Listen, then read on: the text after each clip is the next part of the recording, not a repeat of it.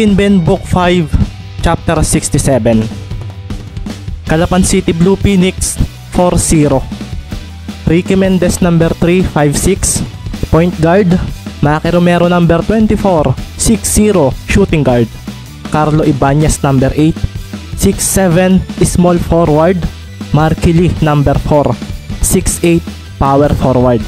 Marlon Magbuo number 6, 6'9", center. Romblon Marbles 1-2. Miko Garcia number 30, 6'0", point guard. Jayron Candava number 11, 6'3", shooting guard. Leiron Candava number 12, 6'4", small forward. Jenson Bener number 40, 6'8", power forward. Roy Ben Dawis number 32, 6'9", center. Ginanap na nga ang ika-6 na araw ng Mima Europa League. Ang unang laro nga ay sa pagitan ng Calapan at Romblon.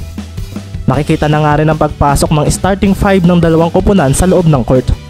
Ang Calapan ay nakaputi habang ang sa Romblon naman ay kulay itim na jersey ang suot. Nasa gitna na nga sina Dawis at Magbuo na nagkatanguan pa bago ang jump ball. Nagkaharap na nga rin sila sa OMPL kaya kilala na nila ang isa't isa. Ang mga manonood nga ng oras na iyon sa loob ng Coliseum ay marami na naman at maririnig nga rin ang pag-cheer ng iba kay Mendez na kasalukuyang pinagmamasdan ng point guard ng Romblon na si Miko Garcia. Kailangan kong madepensahan ng ayos ito. Sabi nga ni Miko sa sarili at napatingin na siya sa referee na nagpunta na sa gitna na may hawak sa bola. Sumilbato na nga ang referee at ang bola ay umangat na. Sabay ring tumalon sina Dawis at Magbuo na halos magkasing taas lang ang iniangat. Pinalo nga nila ang bola at kumawala iyon papunta sa likuran ni Roy Ben Dawis. Agad niyang sinambot ni Miko ang bola at dito na nga mabilis na nagtakbuhan ang mga nakaputi ng jersey. Si Ricky nga ay agad itong naabutan at ang mga manonood ay napaseryoso sa bilis ng depensa nito na maging si Garcia ay mabilis na huminto para mapalampas ito. Pinatalbog nga ni Garcia ang bola at sa pagkanan niya ay binigla niya ng pagkaliwa si Ricky. Dito na nga nagkaroon ng espasyo si Miko, kaso nang hawakan na niya ang bola ay bigla na lang umalingaw-ngaw ang tunog ng paghampas sa kanyang hawak. Paanong? Naibulalas niya nang nasa harapan na niya si Mendez na agad din siyang nilampasan para habulin ng bola. Si Jayron Candava nga ay kumaripas din ng takbo para pigilan si Mendez sa fast break. Makikita nga ang mabilis na pagbaba ng mga nakaputi na pinangunahan ni Romero na si Garcia ang humabol. Sa pagdiretso nga ni Ricky sa side nila ay marahang bumagal ang kanyang takbo at si Jayron Candava naman ay agad na umabante para harangan ito ng mas maayos. Kaso sa pagdikit niya ay biglang tumalikod si Mendez at kumanan. Sa pagsabay naman ni Jayron dito ay napaseryoso na lang siya nang sa kaliwa pumihit si Mendez.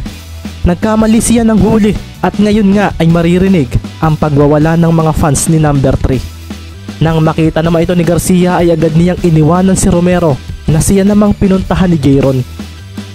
Sa pag-abante ni Mendez ay bigla na lang niyang ipinihit ang kanyang pakanang pagkilos papunta sa kanyang kaliwa. Iniiwas nga niya ang bola mula kay Garcia na naiwanan na lang ng isang Euro step crossover ang ginawa ni Ricky Mendez na nagpawaw sa mga manonood. Dito nga ay isang libreng layup pa ang nagawa ni Mendez upang makuha ang unang puntos ng laban. 2-0. Si Mendez nga ang unang pumuntos at paglapag niya ay agad siyang tumakbo para sa depensa. Agad din namang naghanda ang kanyang mga kasamahan at sa pagsambot nga ni Garcia sa bola ay napaatras na lang siya sa kanyang pagharap. Naroon bigla si Mendez at si Jayron Candava ay napatakbo nang maistil nga nito ang bola mula sa kanyang kakampi. Masyadong agresibo ang isang ito, sabi nga niya sa sarili at dito na nga siya tumalon nang tumalon si Ricky papunta sa basket. Sinabayan nga niya ito at makikita naman sa mukha ni Mendez ang kakalmahan at bago nga niya bitawan ang bola ay parang umupo pa ito sa ere. Isang bigla ang pagpasa sa kaliwang corner ang kanyang ginawa at napaseryoso na lang ang mga players ng Romblon sa paglitaw roon ni Romero na agad na nagpakawala ng 3-point shot. Hinalit nga noon ng basket.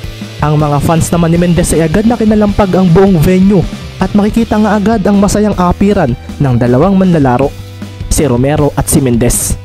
5-0 agad ang score at kasabay ng pangyayaring iyon ay ang pagkabog ng dibdib ng mga taga-Romblon. Habang pinagmamasdan kasi nila si Mendez at habang chinicheer ito ng crowd ay parang binibigyan sila nito ng mabigat na presensya. Isang malakas na manlalaro ito. 5'6" ito pero kayang ilampaso ang mga malalaking players na gaya nila. Ito ang tila sinasabi ng isip nila. Relax lang, bulalas naman ni Roy Bindawis at kahit nga siya ang kanilang sentro ay siya ang nagbaba ng bola. Pumwesto nga ito sa 3-point area at mukhang titira ng press. Si Marlon tuloy napaseryoso sa ginawa nito at agad siyang napataas ng kamay, kaso nang gawin niya iyon ay biglang umabante si Dawis at nilampasan ito. Dumiretso si Roybin sa basket habang pasimpleng pinagmamasdan ang pwestuhan ng kanyang mga kakampi. Pwede rin kasi siyang magpasa kung kanyang gugustuhin. Nakita nga agad niya ang paglayo ni Markeli kay Biner kung kaya isang fake pass papunta rito ang kanyang ginawa. Pinakagat niya si Lee at sa pagkakaroon nito ng alinlangan ay doon naman tumalon si Dawis para ilagay ang bola sa basket. Ngunit sa ginawa niyang iyon ay bigla na lang ding may sumabay sa kanya sa ere. Nakita nga niya ang nagngising mukha ni Ibanez. Sinabayan siya nito sa ere at nang bitawan niya ang bola ay dito rin ito hinampas pabalik. Isang malinis na block iyon at ang ilang mga manonood ay napanganga dahil sa defensive play na iyon ni Ibanez. Tumapo ng bola at nagwala ang crowd ng si Mendez ang sumambot dito. Sina Jeron nga at Garcia ay mabilis na lumapit dito upang bawiin ang bola. Ngunit biglang ibinato ni Mendez ang bola papunta sa kanilang side. Makikita nga roon si Maki na tumatakbo na sinusubukan pang pigilan ng kapatid ni Jeron Candava na si Leiron. Kung sa Romblon ay parang ang lakas naming mga manlalaro, pero dito sa Mimaropa League parang isa kami sa mahihinang teams. Nasabi na nga lang ni Jeron sa sarili nang makita ang pagsambot ni Maki sa bola. Tansyado nga ni Mendez ang pasang iyon na ikinaseryoso rin ng mga kalaban. Isang scorer at isang magaling na passer. Bumigla nga ng atake si Maki sa basket at nang pakawalan niya ang bola ay napasilbato pa ang referee nang makakuha pa ito ng foul mula kay Leiron Candava. Ang bola ngang pinakawalan ng kaliwang kamay ni Maki ay pumasok pa sa basket at napakuyom na nga lang ito na humarap sa kakamping nagpasa sa kanya. Ngumiti si Mendez at nag-thumbs up. Basket counted pa nga ang bulalas ng referee at dito na nga napaseryoso ang coach ng Romblon dahil sa ginagawa ng Kalapan sa kanyang team. Ito raw ang lakas ng number 1 team sa Mimaropa League. Unang quarter pa lang daw ay parang ayaw na silang papuntusin ng mga ito. Naging 8-0 pa nga ang score nang ipasok ni Maki ang bonus shot at dito na nga napatawag ng timeout ang kalaban nilang team. Ang bilis daw ng pangyayari at maging sila ay hindi nagawang makasabay sa bilis ng mga nasa backcourt ng Kalapan. Mendez Romero. Sa mata ng coach ng Romblon na isang deadly duo ito na kapwa raw kayang pumuntos. Napatingin na nga lang siya sa kanyang mga players. Isang sentro ang kanyang ace player at hindi raw magiging madali para sa team niya ang matalo ang Kalapan. Sa mga naging laro kasi ng mga ito, noong unang game lang naging dikit ang laban. Sa mga naging laro kasi ng mga ito ay noong unang game lang naging dikit ang laban. Ang sumunod na 3 laro ng mga ito ay total domination na ang ginawa ng mga ito.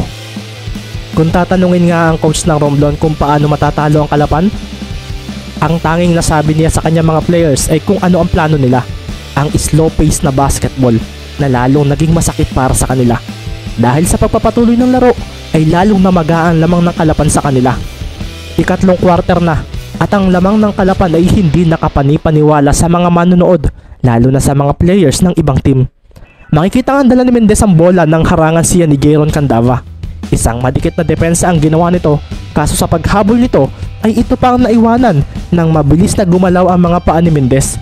Habang tumatalbog ang bola ay parang nababasa ni Ricky ang galawan ni Candava. Hindi raw ito kagaya ng galawan ni Barrientos o ng kambal na Lastimosa. Lalong hindi raw ganito si Maki at si Carlo. Ibig sabihin lang daw nito, wala raw itong magagawa laban sa kanya. Kumawala na nga lang ang bola mula sa palad ni Ricky nang isang step back 3-point shot ang kanyang pinakawalan sa harapan ng humabol na si Jeron na tila nahilo sa ginawa niya. Pambihira ang Mendez na ito. Sambit na nga lang sa isip ni Jeron at dito nga ay tumalon siya upang pigilan ang tres na iyon. Kaso imbis na mapigilan niya ay natawagan pa siya ng foul nang sa landing area ni Mendez siya lumapag. Napaupo nga si Ricky habang nakangiti. Nasa ere pa ang bola at dahan-dahang kumuyom ang kanang kamao ni Ricky at sa paghalit nito sa basket ay doon na nga dumagundong ang buong PPC Coliseum. Maging ang commentator ay napamura sa play na iyon ni Mendez. Ang makakalaban nga nilang huli na Palawan ay napaseryoso na lang sa performance ni Mendez. Umalis na tayo.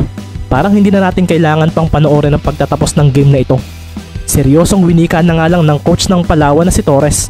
Halos lahat daw ng players ng Kalapan ay gumagawa ng puntos at maging sa depensa ay ganoon din. Ang kamangha-mangha pa nga ay ang top scorer pa ng team na ito ay ang pinakamaliit pang manlalaro na si Mendez. Nagtayuan na nga ang team ng Falcons na nagdidilim ang paningin. Si Derek Soko nga ay napasulyap na lang sa score at habang nagtatagal ang ligang ito ay parang mas nararamdaman niya ang panganib na dala ng manlalarong iyon.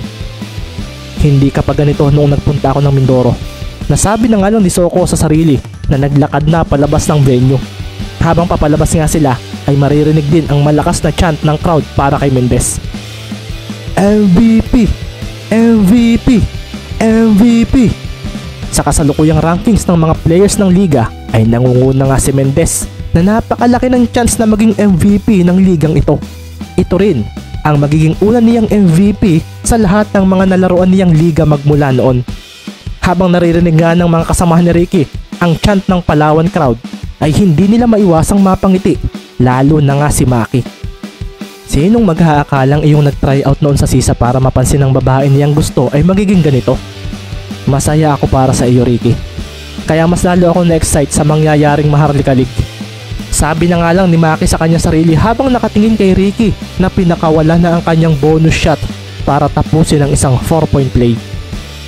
Hindi na nga pinaglaro si Mendez sa ika-4 na quarter ng labang iyon. Pinaupo na siya ni Coach Isaiah at ganoon din ang mga starters nito. 95-45 ang score sa pagtatapos ng third quarter at bagsak na bagsak ang kumpiyansa ng mga players ng Romblon dahil sa ipinamalas ng Kalapan sa pangunguna ni Mendez na nagtala ng 34 points, 18 assists, 10 steals at 1 block. Ganadong ganado ang ace player natin ha. Nasabi na nga lang ni Maki na katabi ni Ricky na kasalukuyang umiinom ng tubig. Lagi naman akong ganito Kuya Maki, sagot ni Ricky na nakangiti pa habang nakatingin sa loob ng court. Sa pagtunog ng huling buzzer ay doon na nagwala ang crowd dahil nakuha na ng Kalapan ang ika-5 panalo nila. Ang mga kasamahan nga ni Ricky ay hindi makapaniwala sa lakas ng cheer sa kanila ng mga taga-Palawan. Pustahan, kapag Palawan na ang kalaban natin hindi na ganito. Paberong wika na nga lang ni Baron. Nanalo nga ang Kalapan Blue Phoenix sa score na 120-65. Sa sumunod na laban naman ng umagang iyon ay tinambakan ng Oriental Mindoro Tamaraws ang Marinduque Moriones sa score na 110-79. Nang matapos ang dalawang larong iyon, mula naman sa exit ng PPC Coliseum ay makikita ang isang lalaking nakasuot ng polo shirt na kulay itim. Nasa edad 40 mahigit na kung pagmamasdan ng itsura nito at may kaunting balbas na makikita sa mukha nito. May taas itong 6'5" at kasalukuyang nag-oobserba sa mga lumalabas na mga tao. Nang makita na nga niya ang pagdaan ng team ng Kalapan ay dito na nga niya isinuot ang kanyang shades at pinagmasdan ng player na may numero na 3 sa likuran ng jersey. Positive boss, mahusay ang batang ito. Hindi lang hype yung napapanood nating balita. Sambit ng lalaki na may suot sa taingang wireless AirPod. After ng Mimaropa League, let's invite him sa training camp ng ating team. I will make a call sa isang iyon kasi siya ang may hawak sa batang iyan. Just 5'6" pero deadly player. Mukhang nakakita si Isaiah ng alagang once in a blue moon kung lumabas. Copy boss, babalik na ba ako ng Manila? Tanong ng lalaking nasa PPC Coliseum. Sige na, bumalik ka na. Siguradong magiging masaya ang training camp na plano natin. Mga piling players lang ang mapapasama dito at ipupurso kong labanan nila ang mga players ng national team para ipakita sa kanila na maraming talent sa basketball ang Pinas na hindi nila pinapansin. Exhibition game ng national team laban sa mga players na tayo ang nakadiscover. Sambit pa nga ng lalaki sa kabilang linya. Maganda nga iyan boss. Para naman magising na sila sa katotohanang Hindi pwedeng ganoon lagi ang sistema nila sa pagpili ng mga players.